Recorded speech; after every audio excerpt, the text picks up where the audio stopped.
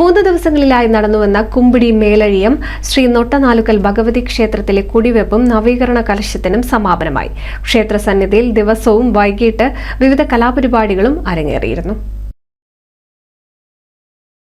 7, 8, 9 ദിവസങ്ങളിലായാണ് മേലഴിയം നൊട്ടനാലുക്കൽ ഭഗവതി ക്ഷേത്രത്തിൽ നവീകരണ ക്രിയകളും കുടിവെപ്പും നടന്നത്.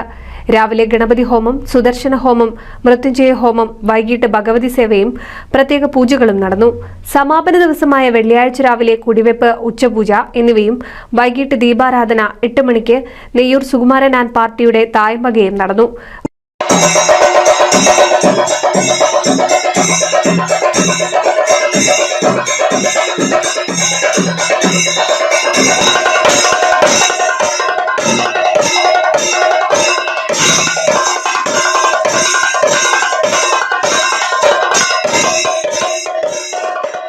വൈകിട്ട് കുട്ടികളുടെ നൃത്യങ്ങളും അരങ്ങേറി.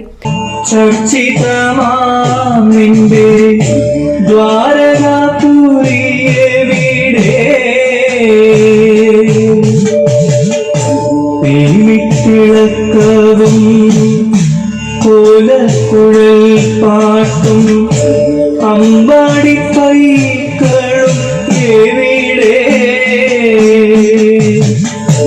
3 ദിവസങ്ങളിലായി ഭക്ഷണവും ഉണ്ടായിരുന്നു. ക്ഷേത്രത്തിലെ നവീകരണ ക്രിയകൾക്കും കുടിവെപ്പിനും വളാഞ്ചേരി വേലായുധൻ സ്വാമി നേതൃത്വം വഹിച്ചു. NCV news, Thrithala.